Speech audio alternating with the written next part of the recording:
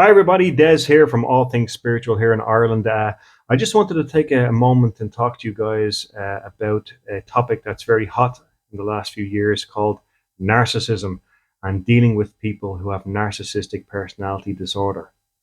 When you're an empathic person or an agreeable person, the narcissistic type love us. Okay. So I thought it was a good time to do a video, especially in light of the Johnny Depp case, to talk about narcissistic people and their love of empaths and why they're so attracted to empathic or agreeable people. Okay, so just to break down what an empathic person is, okay, if you're an empath, you're most likely other people oriented. You're much more comfortable talking to people about themselves, interested in them, what they do. You're also, I would say, quite intuitive with other people and their emotions. So, for example, 20 people could be in the room, and you might spot someone for no reason and be interested in them for no reason, and you might say, "Hey, are you okay?" And they go, "Yeah, I'm fine." And you go, "No, what's wrong?" And they go, "Nothing." And you go, "No, not really. What's wrong?" And they go, "Well, I wasn't going to say anything, but this happened last night." And you go, "See, I knew something wasn't right with you." And not only do you know something's not right with them, you kind of want to fix them, heal them, mind them, soothe them, give them your time. You may even jump on their journey. Or I could say to you, here's a friend of mine. I'd like to meet them. And you go, "Oh, hi, nice to meet you." And you go, "Oh God, I don't like them. I don't know what it is. There's something about this person. I don't know what it is, but I don't like them." And maybe 6 months later, someone goes, "Did you hear about them? I didn't think they were like that." And you in your head go, "Yeah, I kind of knew already." Okay, so you're quite intuitive with people. Often, if you're an empath or an agreeable person, you take responsibility for other people's moods. You take responsibility for their problems as if it's yours, or if it's your obligation to fix them, heal them, mind them, soothe them, repair the situation. So we often go into auto fixing. Someone's down, someone has a problem, I'll fix it. Okay. And we take that responsibility very, very seriously until that person's fixed. So you're also, as I say, a sensitive soul, a caring soul. You most likely are interested in spirituality, maybe not religion, but spirituality. You might work in a healing profession or have an interest in healing professions. That's usually what an empath is. We're good people, okay? And because we're good people and because we're givers, the narcissistic personality loves us, okay? So, what is a narcissistic person? A narcissistic person usually works in competition or control. They're very much self focused. They don't really see friendships, they see someone who can serve them. Relationships are not about love or friendship. They're usually about, what can I gain from this person? What can they give me? So when we're dealing with narcissistic people, they can often work in competition. So they'll always try and outdo you. One man upmanship. You got a new car, I'll get a newer car. You get the promotion, they take that personally. You got a promotion, I didn't. Oh, I'm going to try and get a better job. They work in competition. If you have a conversation and you make a point, they'll outdo you, not because they have a better point, because they want to outdo you. Okay, so they often work in competition and they often work in control. So they'll get you to bow to their will. They'll chip away at you.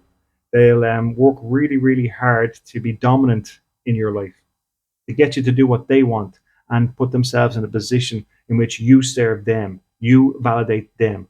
Okay, because they're usually very insecure people, but they don't come across that way because they believe their own bull. Um, One thing I always look out for when I meet people, especially so whether it be on a date or whether it be a friendship situation, I'm often wary of people who love bomb me straight away. Now, let me give you an example of a love bomb. Okay, you meet someone for the first time and you go, "Hi, nice to meet you." And they go, "Oh my God, I've heard all about you. Oh, I love your shirt. Where did you get that? Oh man, I heard so much about you. Me and you, we're going to be friends. We'll do coffee during the week. Okay, well, great to meet you." And they work really, really hard to get you to like them. Or romantically, you could be with someone, say maybe 10 days, and all of a sudden you get the bouquets of flowers, you get the cards, the chocolates, you get whisked away on weekends. They work extremely hard to get you to like them. And the reason why they love bomb is to get you to drop your guard. Because if you drop your guard, I get in. So be careful of people who, when you meet them first, love bomb you or appear to be the most amazing people. Um, then, if you let them into their life and you haven't really observed that love bombing, What they have a tendency to do is do what I call the slow reveal, okay? Because you meet the imposter at the start, and then they work towards who they really are, okay? So imposter at the start, the love bomber, and then they work on a slow reveal, layer after layer, become the person they really are. And how they test the waters with an empathic person or a real person is they slowly chip away. Because if they do a reveal straight away, we'd cop onto it and go, hey, you're not the person I thought you were. And we'd spot it straight away. So they don't do that. They usually come in under the radar and they slowly get to know you, get to know your peccadillos, your insecurities, which they're brilliant at. They're brilliant at getting to know your insecurities, okay? Because eventually that's going to be a tool that's going to be used against you, okay? So they'll chip away and slowly get you to drop your esteem and bow to their control. So if I can take away your esteem, I then control you. They often put you on the witness stand, okay? So doing something silly like maybe you got a new car, and then they go, "What did you get that car for?" Yeah, but who's going to pay for that? And where are you going to get the money? Yeah, and what did you get that model? I wasn't with you. Why wasn't I with you? And all of a sudden, you're explaining yourself over the most stupidest little things. Okay, so they work really hard to get you to like them. You come into the radar, they slowly reveal, chip away at your esteem. They put you on the witness stand. They put themselves in a dominant one-man up position. Okay. They often create drama and blame you. So they might pick a fight, pick an argument, and then spin it around and go, why are you doing this? My God, you create so much drama. What's wrong with you? You're crazy. I was only having a discussion. And now look at you. And you go, what? Well, you started, what? They get you to apologize for their behavior. So be careful of that. They often exploit you. Okay.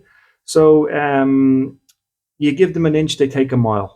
I remember years ago taking a guy who I worked with under my wing, and it was his birthday in the job. And I remember saying to him, look, I'm going to bring you out for lunch for your birthday, do something nice. He goes, yeah, great. And I think he thought that was a sign of weakness because when we got to the restaurant, he ordered something like 3 steaks, 3 hamburgers. He bought lots of beer, lots of drinks, desserts. And he was completely reckless and exploited the kindness. And he expected me to, because I said, I'll buy a lunch, that I was going to buy him all this food. Yeah, I got up and left him with the bill. Okay. Anyway, so they often exploit things and they're often reckless. They're reckless with your money. They'll spend your money. They'll make you, do things that will benefit them financially. They will often exploit your emotions. They'll have you doing backflips, topsy-turvy things just to get your emotions on their side. They'll often be exploitative with your relationships, with who you are as a person. They reputation take. They're simply drainers, okay? In your life, if you're with someone who you feel depleted with, okay? So I always say to people, there's 3 types of people you're going to meet in your life, okay? Energizers, people who lift you, people who energize you, people who are problem solvers, people who motivate you to be a better person, to have a better life. I certainly hope I'm one, but people who energize you in your life. 2 is neutrals, people who are just on a normal peg. You can be exactly yourself with, you can relax, chill out, have conversations, you're not on edge. The neutrals. And then you have the drainers, the narcissistic type, the people who will pull from your energy like a vampire. Okay, the people who leave you feeling depleted, maybe not liking yourself, second guessing yourself. They often want you to look for their validation. The people who drain the living soul out of you, and they have got to go. Some ideas there on what a narcissistic person does. Okay, competition control creates drama. They often have issues with their own mother and father, or they often pedestal their own mother and father. They are imposters because you very rarely get them to be true to who they really are. It's always a slow reveal. You meet the fake at the start and the real person at the end, and they're imposters. They will drain the life out of you. So, Des, what do you suggest in dealing with a narcissistic person? Well, first of all, don't be around them. It's the best advice. Don't try and fix them. Don't try and heal them. Don't try and make them see reason. They'll always want to be right. Therefore, you have to be wrong. Don't try and argue with them. There's a saying, somebody who's forced to change their opinion is still of the same opinion.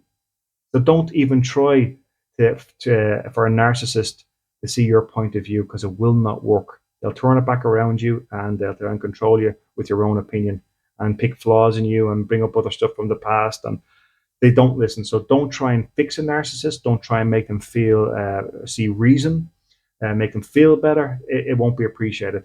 Simply don't be in their company. If you're in a relationship, I'd say you owe it to yourself to do everything you can to get out of that relationship. It will not get better. It never does. A lot of people will pick narcissistic types, especially when you're an empath, because we like healing and fixing people. In relationships, people often do what I call Beauty and the Beast. The beauty, being you, takes on the beast, throws loads of love at them, and hopefully they'll turn into a prince or princess. Yeah, it's a fairy tale. It doesn't work, okay? Stop trying to fix people or rescue people who don't want to be rescued or don't want to be fixed, because they'll see you as the problem and not them. Don't be in their company. 2, don't feel the need to explain yourself. Don't let them put you on the witness stand. If you feel the need to explain yourself, well, then they're winning. You're letting in their comments. For example, if I was to say to someone, you know what, you're smelly, and they go, I'm not. I was wearing deodorant. I have some aftershave on. I had a shower before I left. Well, then they're letting it in. That person then controls you. So I don't explain myself to people. I go, yeah, right, fair enough. You know what, you're this, you're that, you're a terrible friend, you're this, whatever. I go, yeah, you're right. I see it. Bye-bye. Anyway, where was I? I don't give them the time of day. I don't let it in. Ships don't sink when they don't let the water in. So don't let negative comments in from a narcissistic person, okay? Don't try and get them to validate you, or don't look for your esteem from them, because that's a tool that's going to be used against you, okay? So be very, very careful of explaining yourself. And another great self-defense is simply having high esteem. I don't need someone to come into my life and tell me that I'm likable or lovable or I did something right. I like approval. I love approval. But I don't need approval. And if I'm always in a position of looking for other people's approval of me, or their opinions, I'm giving away my power. So high esteem is an extremely good tool when you're dealing with a narcissistic person, because they will try and control you, take away your esteem, manipulate you. And if you have high esteem and high value, they can't get to you. Okay? So remember, you don't have to explain yourself to anyone. You don't have to be in anyone's company. If you're in a relationship, you are free to be. You are free to leave that relationship at any stage. If that person doesn't like it, and then that's where you go and talk to the cops. You get a barring order. You get that person away from you if they're forceful. There's so much help out there, and people more qualified than me to talk to you about this. Listen to all these talks on YouTube. Go see a counselor. If it gets quite domestic, like violence gets involved or aggression, and there's a law against that, and you can use your power against that person. Okay, so try never to explain yourself to a narcissist, because then you're giving away your power to them, and they love that. Don't be in their company. I know there's a lot of narcissistic people out there. I see them, I spot them. They try to be in my life. I'm not in theirs. Bye. Okay, and I have high esteem, so they cannot get to me. Okay. Remember, guys, there are good people out there. Be around people who energize you, who give you purpose in life. They make you laugh, and they should. People should never drain you or hurt you or put you in a position that you have to serve them, their egos, or be responsible for their mood. Okay. Just some ideas there for you guys on being an empath and dealing with narcissistic personalities. As I always say, and we say here in All Things Spiritual Ireland, it's your life, your rules. Be happy. Talk to you again, guys.